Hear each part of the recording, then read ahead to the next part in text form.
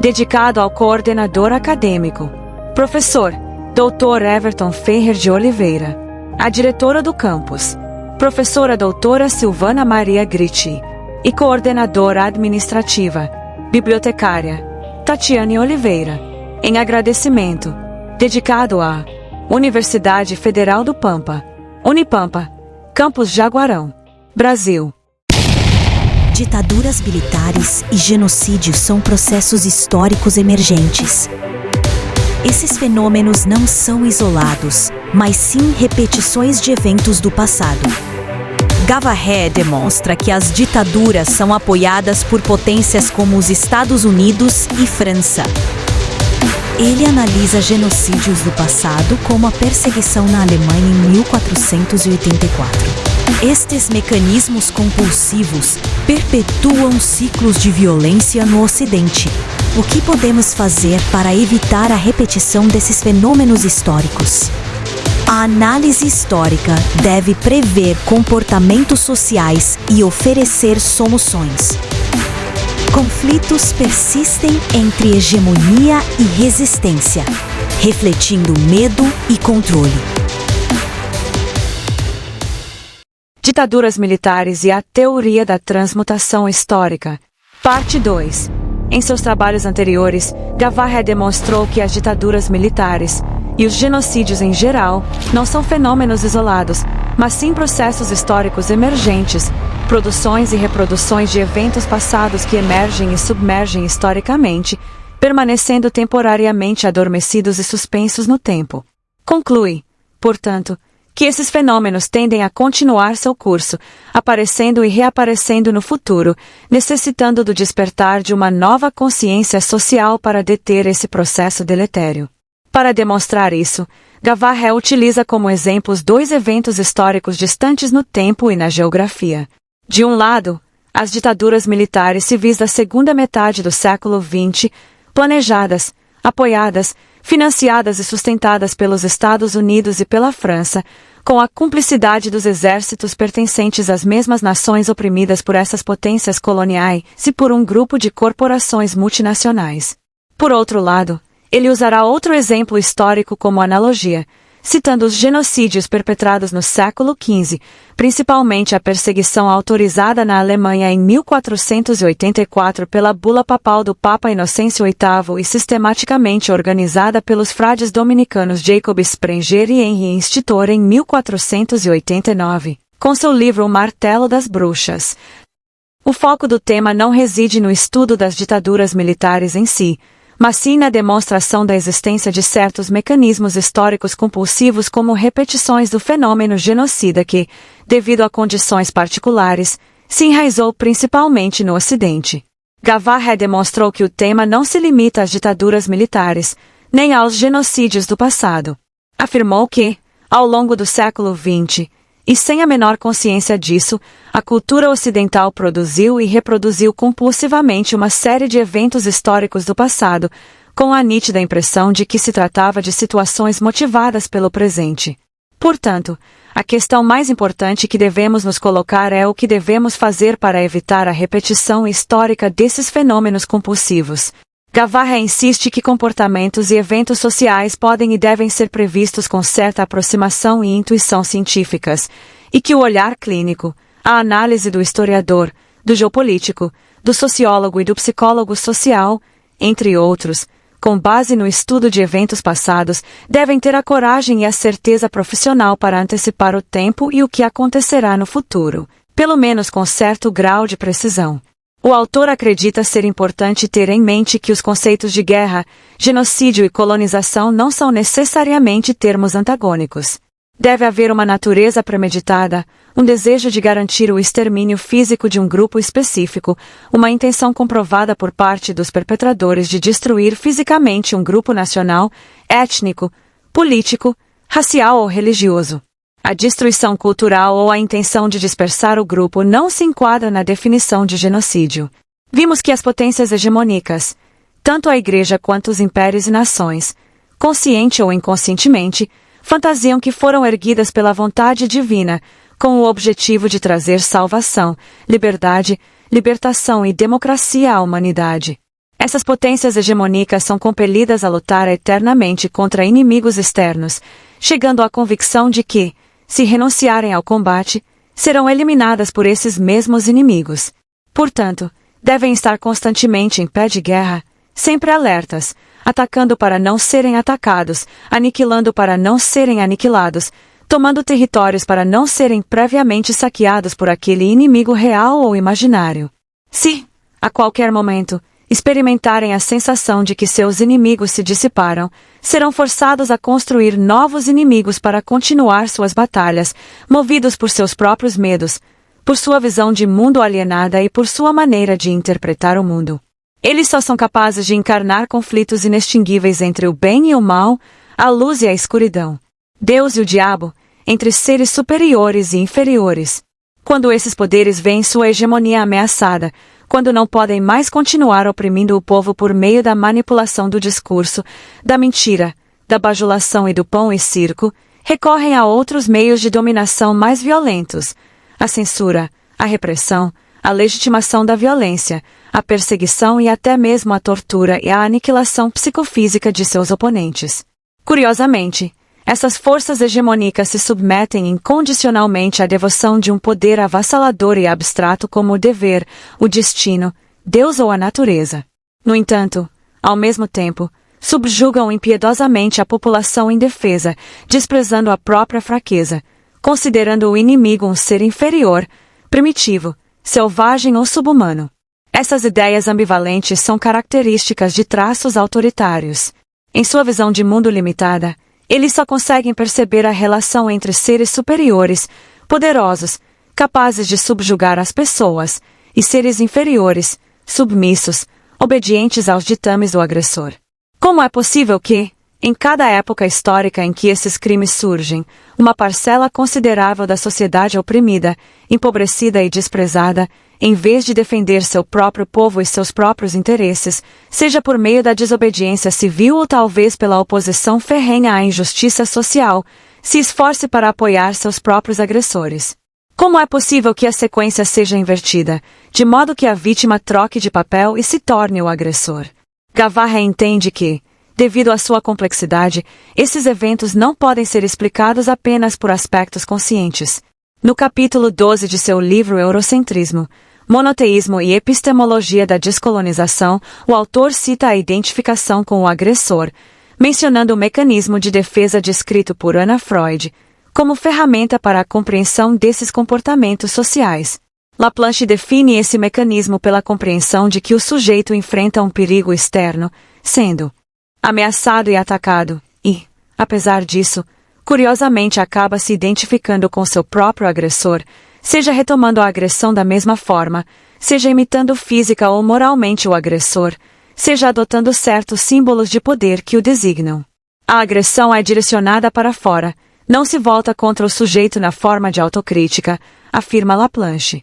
O medo consciente ou inconsciente do agressor, o sentimento de impotência, até mesmo de nada, é frequentemente expresso em comportamentos que envolvem a submissão da vontade, em laços de dependência, em obediência absoluta. Viver constantemente com medo do agressor torna-se insuportável. Portanto, esse medo é reprimido, negado, projetado e racionalizado, de modo que a vítima abandona o confronto com seu agressor, opondo-se com medo a qualquer forma ou tentativa de oposição a fim de alcançar a liberdade de seu tirano. Uma vez reprimido esse medo, a vítima frequentemente chega ao autoconvencimento de que seu agressor é, na verdade, um aliado, um bom vizinho, um amigo a quem ela não precisa temer, negando as intenções deletérias de seu opressor ao aceitar a ilusão de que o agressor realmente deseja seu bem-estar. Portanto, o agressor não é mais visto como o agressor. Na verdade, o papel do agressor é frequentemente invertido, tornando-se a vítima da situação. Frequentemente, existe uma certa admiração inconsciente pelo agressor, uma admiração que geralmente passa despercebida pela vítima. Essa admiração advém do poder do agressor de oprimir os outros, de sua autoridade, de sua capacidade de repressão, a tal ponto que a vítima vivencia a fantasia de compartilhar esse poder com o agressor, permitindo-lhe perder momentaneamente seus sentimentos de insignificância, impotência, insegurança e inferioridade, acorrentando seu ego ao ego do agressor. Na medida em que se identifica com o agressor, o sujeito compartilha seu poder. Não é necessário apenas nos libertarmos do tirano externo, mas também do tirano que internalizamos culturalmente, dos laços inconscientes de submissão que nos tornam dependentes desse tirano. A sensação insuportável de desamparo, incerteza, frustração, raiva e dúvida frequentemente nos leva a buscar proteção no próprio agressor. A liberdade torna-se mais perigosa do que a submissão e mais indesejável do que as correntes com as quais nos aprisionamos. Libertamo-nos do tirano, mas agora, em vez de nos sentirmos livres, sua ausência nos deixou desprotegidos, desamparados, porque não temos mais ninguém para nos dizer o que fazer, forçados a tomar nossas próprias decisões, a caminhar com nossos próprios pés. Portanto, buscamos avidamente outro tirano para continuarmos subjugados, buscando um novo agressor para substituir o agressor que expulsamos. A identificação com o agressor nos deixa com um profundo sentimento de frustração, ódio e impotência. Esse agressor frequentemente se torna um objeto de punição, um vingador, a quem apoiamos como se fosse uma arma, para punir nossos adversários políticos. Certas classes sociais insatisfeitas recorrem ao agressor por meio do voto e do apoio popular como forma de vingança, sem levar em conta e sem tomar as devidas precauções de que essa punição dirigida aos seus adversários acabará prejudicando o próprio eleitor e sua própria comunidade enfurecida. Esse profundo ressentimento produz ansiedade e distorce as capacidades críticas e racionais, de modo que o sujeito é incapaz de discernir quem realmente deseja seu próprio bem-estar e quem não, nem quais são as verdadeiras causas de seu sofrimento. Ele compartilha o ódio com membros de seu próprio partido, bem como o desejo de vingança e a fantasia de pertencer a um grupo superior, único e seleto, ignorando o fato de que suas ideias foram impostas de fora pelo próprio agressor. Já vimos que as motivações econômicas não são as únicas que levam o sujeito a se submeter à bandeira do agressor. Ele vivencia um desejo de reconhecimento, de pertencimento ao grupo, tentando sufocar um sentimento insuportável de solidão e impotência. O conceito calvinista de pobreza coloca os pobres como sujeitos preguiçosos, passivos, culpados de seu sofrimento. Como tal, os seres humanos não são dignos de amor incondicional. Para serem aceitos, valorizados e amados pela comunidade, precisam necessariamente superar as barreiras de sua própria pobreza. A superação da pobreza não visa apenas o bem-estar econômico, mas sim a satisfação de saber que pertencem a algo ou alguém, que foram integrados, amados, aceitos e valorizados, consequentemente, de se sentirem parte de um determinado grupo. No entanto, essa aprovação condicional da comunidade os deixa com profundas dúvidas, pois o sujeito tem consciência de que é aceito pelo que tem, não pelo que é perder o que tem. O que conquistou economicamente implica simultaneamente perder o afeto e o reconhecimento daqueles que lhe são próximos. Voltando ao tema central, Gavaher demonstrou que genocídios não são eventos isolados, mas estão conectados pelo que ele chama de cordões associativos. Ele usa o termo emergente para designar certos eventos históricos compulsivos que tendem a se reproduzir, a emergir de um estado de letargia psíquica histórica. Ele afirmará que o conceito de humanidade nasceu com o cristianismo, e por isso, o Ocidente será a civilização que prevalecerá universalmente. O conceito de história da civilização ocidental é traçado ao longo de uma trajetória linear, marcada por um fim predestinado e apocalíptico, pela velocidade da conquista e pela chegada aos confins da Terra para estender os domínios do Império da Verdade. A luta feroz entre a cruz e as trevas que se alastrou na Europa reproduziu-se na América com as conquistas, se passou a fazer parte do chamado Novo Mundo. Gavaher dará grande importância à influência do monoteísmo, sobretudo, na estrutura psíquica e histórica do Ocidente, que responde à fantasia de uma terra prometida.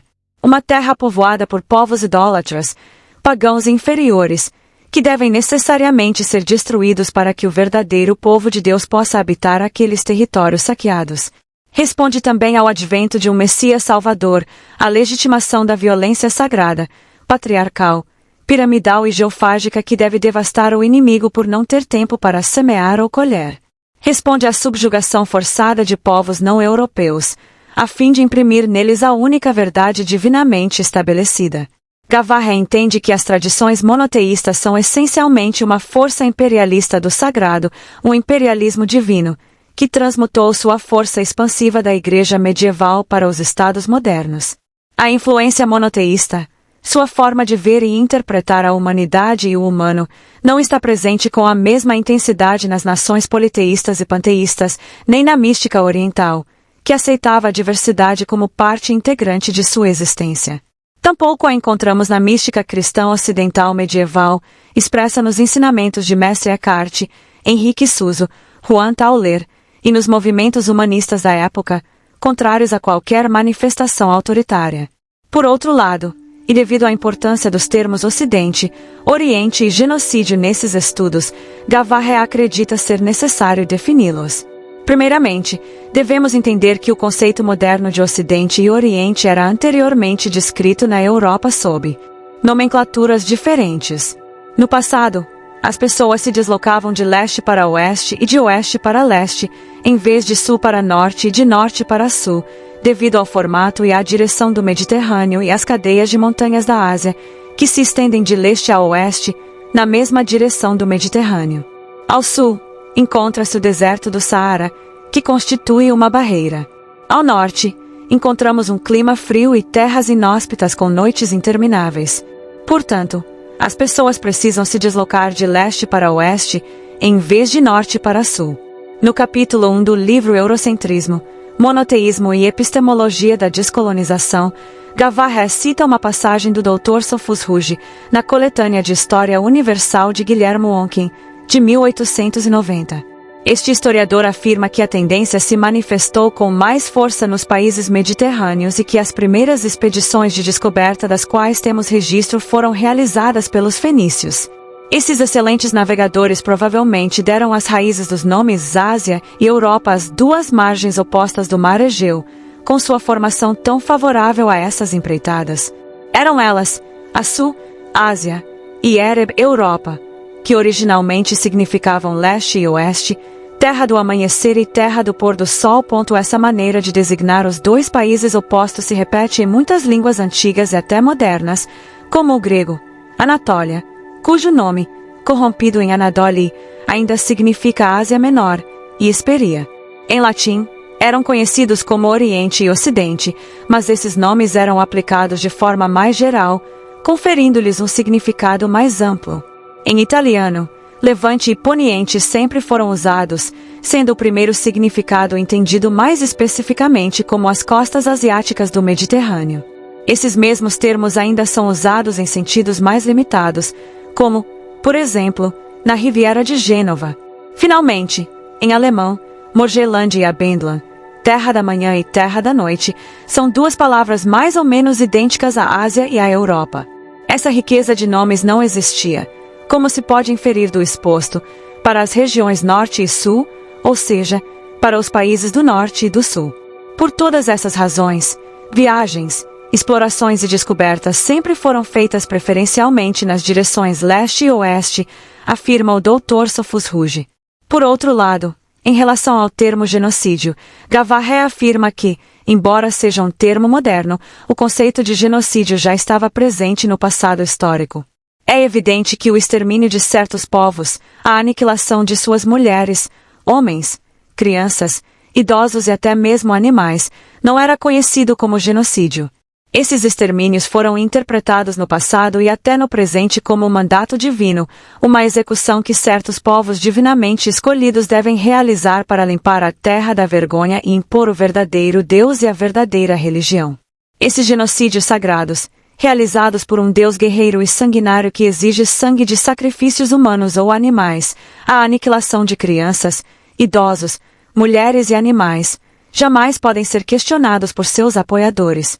A brutalidade deve sempre ser justificada pela irracionalidade humana, que se esforça para demonstrar argumentos religiosos, políticos, ideológicos e sociais absurdos como óbvios. Supõe-se que, se um ser superior decretou que uma população inteira deve ser exterminada por um povo escolhido, esse povo escolhido deve cumprir a exigência sagrada, ou então entrar em conflito com o Deus da guerra. A civilização judaico-cristã ocidental foi psiquicamente moldada pelo mito de um Deus guerreiro, cuja história começa com a aniquilação completa da vida humana pela água, enxofre, fogo e espada, a fim de preservar um povo escolhido, um remanescente sagrado. Essas histórias não foram apenas escritas em papel e tinta, mas também internalizadas cultural e inconscientemente, transmitidas de geração em geração, de pais para filhos, e construindo a subjetividade ao longo do tempo. Gavaher demonstrou que, além do tempo, esses mitos penetraram profundamente na estrutura psíquica do Ocidente, a tal ponto que foram reproduzidos repetidamente como racionalizações e justificativas, transmutando-se de aspectos religiosos para políticos e ideológicos. Ele também afirma que esse impulso arcaico ressurgirá no futuro, a menos que tomemos consciência dele e interrompamos esse processo devastador. É, portanto, essencial despertar uma nova consciência que nos conduza a uma cosmovisão gestáltica, superando a lógica da fragmentação e do maniqueísmo alienante. Uma cosmovisão aberta a um ecumenismo fraterno de convivência, respeitando as diferenças e a heterogeneidade, dando origem à inclusão social, à participação, à esperança, ao amor à vida e à compaixão pela fragilidade humana. Para que isso seja possível, é preciso que ocorra uma mudança no coração humano, uma mudança radical em nossos pensamentos, valores, conceitos, percepções e práticas, um olhar introspectivo, compreensivo, empático e contrito diante da dor alheia. Um processo de desconstrução e construção de um novo ser, um novo paradigma, uma nova cosmovisão deve-se manifestar. Essa nova forma de interpretar o mundo deve ter um conteúdo ecológico, profundamente social e conectivo, uma compreensão que desenvolvemos em inter-relação com o meio ambiente, e não isoladamente. Devemos construir uma revolução contra a dissociação e a alienação, contra as lógicas piramidais, estratigráficas, indiferentes, racistas e elitistas. Em suma, uma revolução contra o capitalismo, opondo-se à luta competitiva supostamente estabelecida pela natureza e contra a falácia do progresso material ilimitado, que também compromete o futuro das gerações. Somos engrenagens de uma enorme máquina social, uma peça insignificante destinada a ser consertada ou substituída caso pare de funcionar.